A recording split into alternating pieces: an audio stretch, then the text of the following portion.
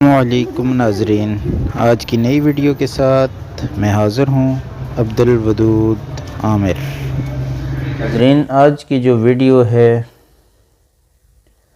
وہ ایک نہایت ہی غم والی خبر کے اوپر، پاکستان کے اوپر ایک جو بہت بڑا سانحہ گزرا ہے، اور محسن پاکستان ڈاکٹر عبدالقدیر خان گزشتہ روز جو ہم سے جدا ہوئے ہیں اس حوالے سے ہے۔ ناظرین، زندہ قوم وہی ہوتی ہے جو اپنے محسنوں کی قدر کرتی ہے، جو اپنے محسنوں کا خیال رکھتی ہے، جو ان کو عزت دیتی ہے، جو ان کا رتبے کا خیال رکھتی ہے۔ مگر افسوس کا مقام ہے کہ ہمارے معاشرے میں، ہمارے ملک میں آج تک ایسا نہیں ہو پایا۔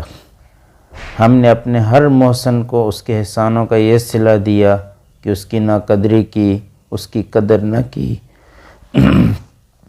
اس کو نظر بند کر دیا، اس کو زندانوں میں ڈالا، اس کو طعنے دیے، شکوے کیے، اس کی خدمات کو ماننے سے انکار تک کر دیا۔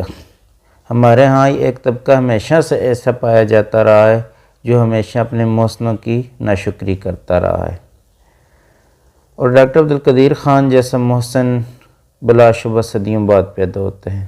یہ وہ شخص تھا جس نے پاکستان کے دشمنوں کے لیے ایک ایسا ہتھیار پاکستان کو دیا، پاکستان کو وہ دفاع فراہم کیا جو رہتی دنیا تک پاکستان کی حفاظت کے لیے اس کی دشمنوں کی آنکھوں میں کھٹکتا رہے گا۔ جی ہاں ناظرین، ایٹم بم کا تحفہ اگر ڈاکٹر قدیر خان نہ دیتے تو جو چاروں طرف سے دشمن پاکستان کو دبوچنے کے لیے کھڑے ہیں وہ کب کا دبوچ چکے ہوتے، وہ کب کی کوشش کر چکے ہوتے۔ یہ ڈاکٹر عبدالقدیر خان تھے جنہوں نے لاکھوں کی نوکری پہ لات ماری، جنہوں نے پرآسائش زندگی پہ لات ماری اور مشکل زندگی کا انتخاب کیا۔ یہ ڈاکٹر قدیر خان تھے جو وہاں سے چلے، پاکستان میں آئے، کم تنخواہ، کم سہولیات میں یہاں پہ آ کر کام کیا، ایٹمی پروگرام کے سربراہ رہے اور پاکستان کو ایک ایٹمی قوت بنا کر چھوڑا۔ لیکن ہم نے ان کے ساتھ کیا کیا؟ ہمارے ایک حکمران نے ان کو نظر بند کیا، ان پہ الزامات لگائے، قید و بند میں ڈالا، ان کی زندگی محدود کر دی، نگرانیوں میں کر دی، ہر وقت وہ نگرانی کے اندر رہتے، اور پھر جب وہ فوت ہوئے تو ہم نے کیا کیا؟ عوام کی تو بلاشبہ بڑی تعداد تھی۔ فیصل مسجد کے جنازے کے اندر برستی بارش میں، طوفان کے اندر لوگ جوک در جوک آئے، ان کا جنازہ پڑھنے کے لیے آئے، ان سے اظہار محبت کرنے کے لیے آئے، ان سے عقیدت کا اظہار کرنے کے لیے آئے۔ لیکن افسوس کا مقام ہے کہ کسی بھی حکومتی شخصیت نے ان کے جنازے میں شریک ہونا گوارا نہیں کیا۔ کسی بھی حکومتی شخصیت نے ان کے خاندان تک پہنچ کر ان کو پرسہ دینے کے لیے گوارا نہیں کیا۔ کسی بھی شخصیت کو یہ توفیق نہیں ہوئی کہ ان کے جنازے میں شریک ہوتا، ان کے جنازے کو کندھا دیتا، ان کی قبر میں اترتا، ان کو اپنے ہاتھوں سے لحد میں اتارتا۔ کسی حکمران میں یہ توفیق نہیں ہوئی۔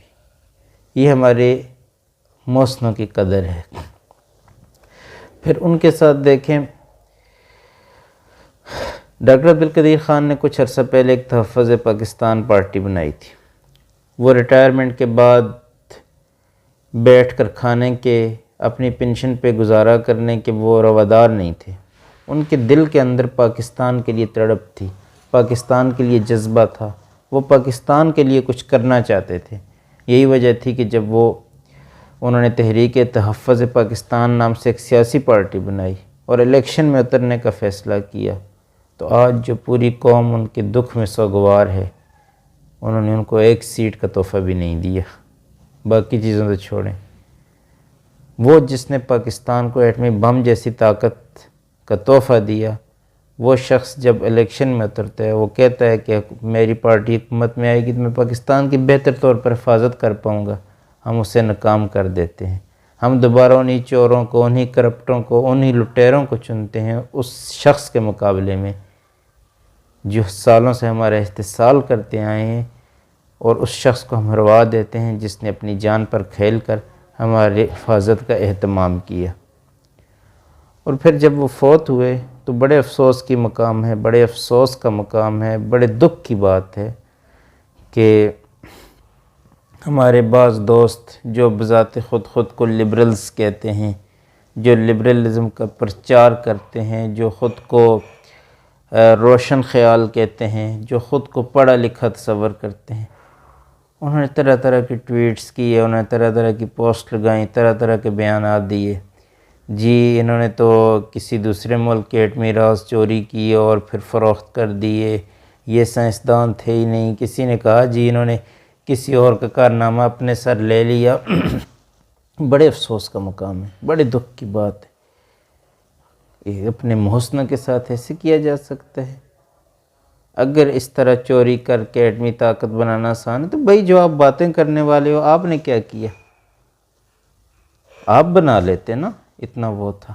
اور پھر مجھے وہ بتائیں نا کس نے بنایا، وہ کہاں ہے؟ جب پوری حکومت بھی کہہ رہی ہے، فوج بھی کہہ رہی ہے، عوام بھی کہہ رہے ہیں کہ جی ہمارا محسن ڈاکٹر عبدالقدیر خان ہے، تو یہ چند جو بھاڑے کے ٹٹو ہیں، جو کرائے کے لبرلز ہیں، ان کے پیٹ میں مروڑ کیوں اٹھ رہے ہیں؟ مبشر زیدی کہہ رہے جی اس نے ایٹمی راز چوری کی اور دوسرے ملک کو فروخت کیے، اور پھر وہ بکواس کر رہے۔